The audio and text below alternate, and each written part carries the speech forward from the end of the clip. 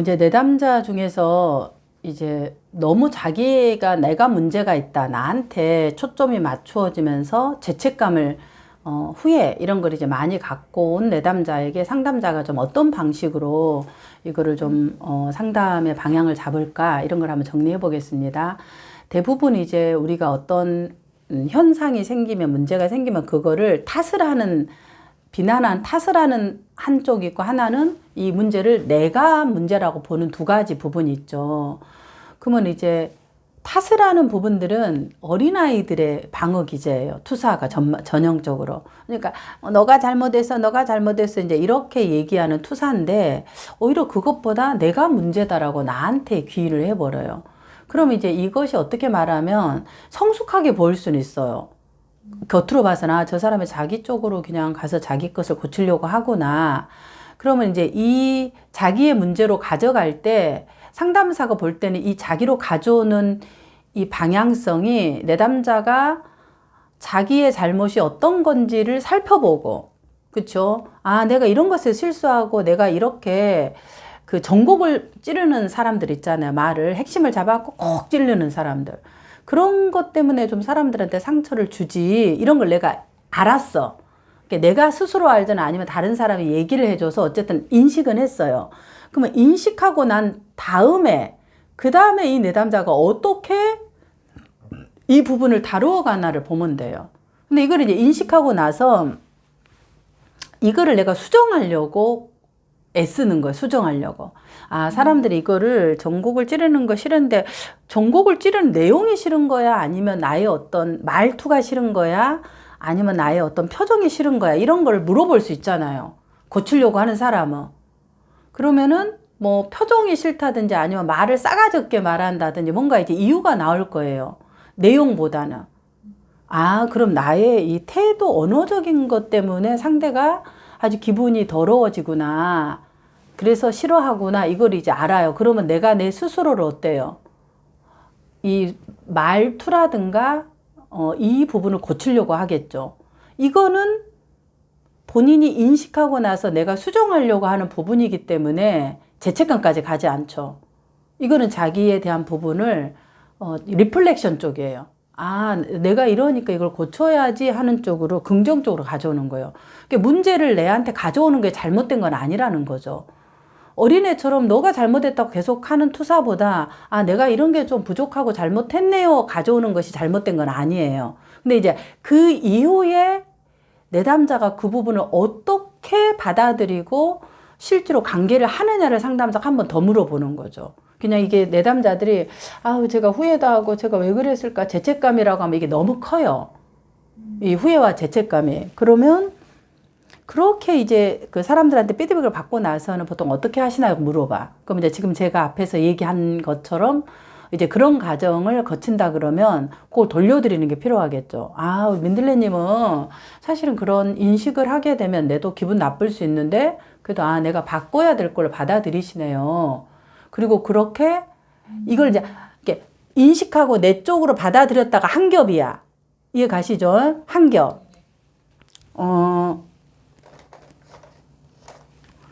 이걸로 얘기를 하자 그러면, 당신, 내한테 문제가 있어요. 이렇게 이제 받아들인 거잖아요. 투사는 너가 문제라는데, 받아들인 것까지는 괜찮아요. 그럼 이제 이 단계에서 내한테 문제가 있네요. 이렇게 봐서 인식까지만, 그 다음에 상담자가 두 번째는, 그 다음에는 어떻게 하시나요? 그럴 때 내가 내 안에 있는 여러 문제라고 생각하는 이 요소가 있을 거 아니에요. 다양한 볼펜들이. 그런데 보니까 내가 요렇게 콕 전곡을 찌르는데 그 내용, 이 안에 있는 내용보다는 뭐다? 이 말투 때문에 상대가 기분 나쁘다는 거를 제가 알게 되었네요. 그쵸? 이걸 이제 이 많은 문제 중에서 이거를 가져오는 거야. 그래서 이걸 어떻게 한다? 그래서 제가 이제 사람들한테는 얘기할 때 항상 제가 나도 모르니까 한번 그런 거 있으면 얘기를 해줘 하고 다시 한번 제가 말하는 것들을 이쪽을 안 하고 이쪽, 동그란 쪽으로 얘기하려고 하죠. 이렇게 이제 수정해 나가는 모습을 본다면 어때요? 이거는 리플렉션이고 내담자가 자기를 수정해 나가는 과정이에요. 그럼 이거를 상담자가 내담자한테 물어야 되고 내담자가 이렇게 이제 이걸 꺼내서 얘기하면은 이거를 잡아서 반영으로 되돌려줘야 되죠. 아, 민들레님은 그럼 그게 뭐 자책을 하시는 게 아니라 과거에는 자책을 했었지만 지금은 제가 들었을 때 그거를 바라보고 내가 바꾸려고 시도하고 애쓰고 계시는 모습으로 저는 보여지네요 하고 이 이동점을 보여주는 거죠. 과거는 자책이었다면. 왜냐하면 내담자들은 계속 내가 자책하고 죄책감을 느끼고 있다고 자기를 이런 웅덩이에 가둬놓고 있어요. 이 본인이 어디로 변화되고 있는가를 스스로는 잘 캐치를 못하는 거예요. 그거를 상담자가 과거 이야기, 지금의 이야기의 시간의 흐름 속에서 보고 변화된 이동을 잡아서 돌려주는 거죠. 요약을 하면서 그게 이제 그 부분을 해야 된다. 그러면 내담자께서 아, 그러네요. 그래요. 그러면 사실은 그건 자책보다는 아쉬움. 그게 좀 더 가깝다고 느껴지는데 어떠신가요? 그래서 이제 내담자가 생각한 죄책이나 자책의 단어를 아쉬움이라는 단어로 내담자가 가져가도록 내담자가 선택해서 다시 자기의 감정이나 경험들을 자기가 좀 이렇게 다시 바라볼 수 있도록 해석하도록 그렇게 이제 해주는 게 상담에 좀 필요하겠죠. 또 죄책감을 근데 이제 들어보니까 이제 죄책을 계속 하시는 분이 있어요. 내가 문제다. 나는 진짜 왜 그럴까? 한번 이제 이 상태에서 자기를 더 찔리는 거야. 뭐라고? 아유, 진짜 나는 왜 그럴까? 아유, 정말 너 그러면 그렇지. 너가 그러면서 나를 이제 콕콕 찔러. 자기 비난. 이걸로 가게 되면은 이 부분을 다뤄줘야 돼요. 자기 비난을. 이게 자책 정도인지 자기 비난인지 자기 혐오까지 가는지를 상담자가 파악하고 이거를 다뤄줘야 된다. 이건 다뤄야 되는 부분이야. 왜? 본인이 이제 자기에 대한 것을 콕콕 찌르면은 이 바닥이 어떻게 해요? 지금 말하는 것처럼 바닥이 내담자가 볼 때 이렇게 나 스스로 내 모습이 이렇게 찌그러져서 울퉁불퉁하다고 생각하는 거죠.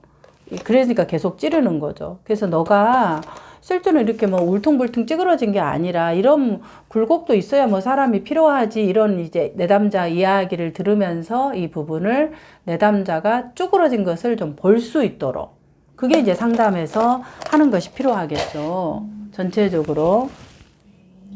그래서 이제 이 지점은 굉장히 내담자의 셀프의 지점이에요. 지금 얘기하는 것들은 굉장히 중요한 기본적인 지점이죠. 그래서 만약 이제 인간 중심으로 이 부분을 하셨다면 결국 내담자의 이 쭈그러진 것은 조건화된 자기 개념하고 연관이 돼요. 나가 이렇게 되어야 된다.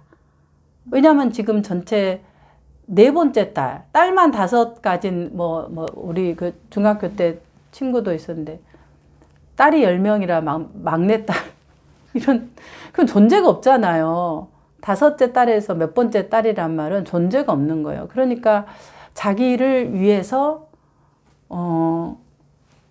뭔가를 막 진짜 정말 이렇게 괜찮게 보고 나를 이렇게 찬양해주고 해주는 사람에게는 마음이 갈 수밖에 없어요. 그래서 지금의 배우자가 내가 이혼을 못하는 이유 중에 하나는 반드시 나를 뭔가 채워주는 게 있어요.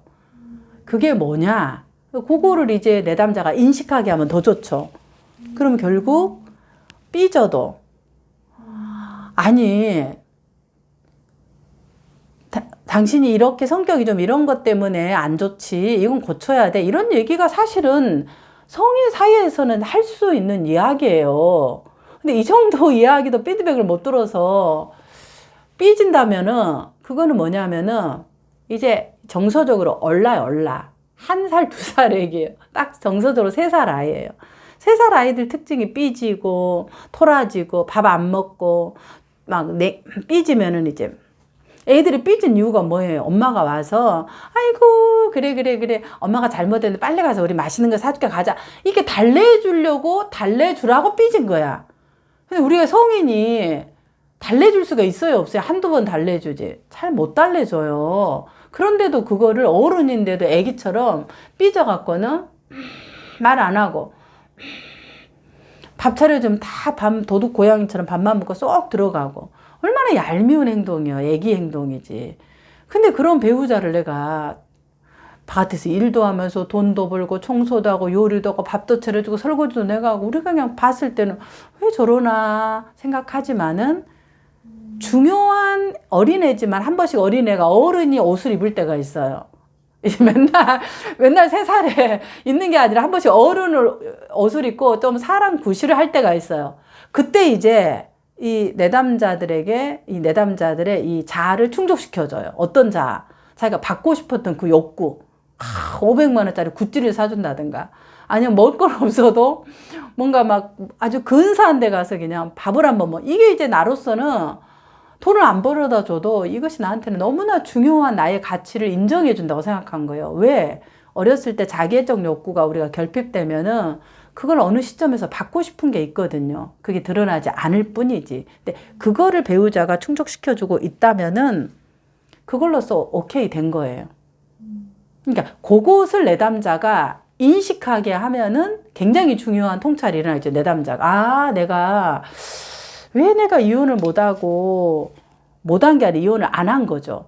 안 하고 이 상태를 유지하는가를 자기가 아는 것은 굉장히 중요해요. 왜냐면 우리가 이렇게 해서 이혼을 해야 된다, 안 해야 된다, 이게 중요한 게 아니잖아요. 왜 이 상태를 당신은 유지하려고 하는가?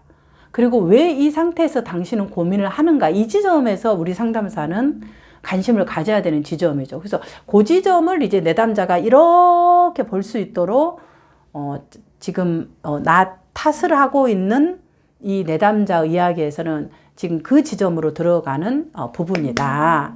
이걸 이제 상담자가 잡고 들어가야 되겠죠. 어떻게 들어가야 되냐는 영상 다른 부분 있으니까 참조해서 연결해서 보시면 될 것 같습니다. 네.